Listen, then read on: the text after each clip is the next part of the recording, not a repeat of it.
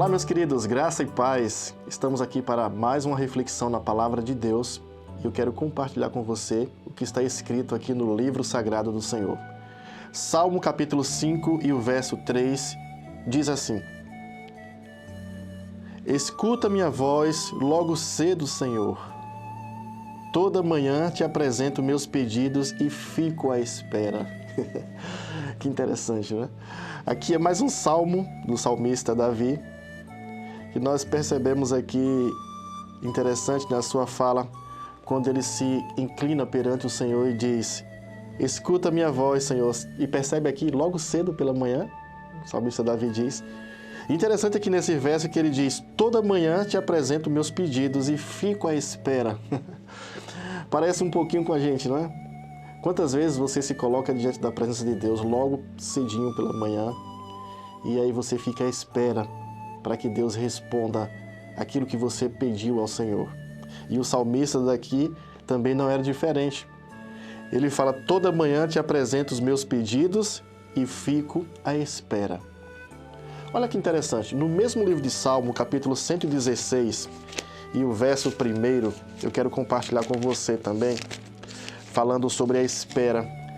Aqui diz assim, olha: amo o Senhor porque Ele ouve a minha voz e as minhas orações. Porque Ele se inclina para ouvir, orarei enquanto viver. Quanto tempo você está orando a Deus por um motivo especial na sua vida? Você lembra que o primeiro verso que nós lemos do salmista Davi falou assim: eu vou apresentar todos os meus pedidos diante do Senhor e eu ficarei esperando. Sabe o que significa isso? Ter fé e crer na soberania de Deus. Então, se você pede algo ao Senhor, se você apresenta os seus pedidos ao Senhor, você tem que esperar, você tem que ter paciência.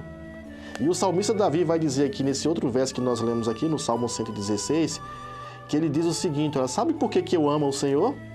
Porque Ele ouve a minha voz. Existe um relacionamento aqui de amor entre o homem e Deus e o homem. Então, eu amo o Senhor porque Ele ouve a minha voz e as minhas orações. E olha que interessante, porque Ele se inclina para ouvir, orarei enquanto viver.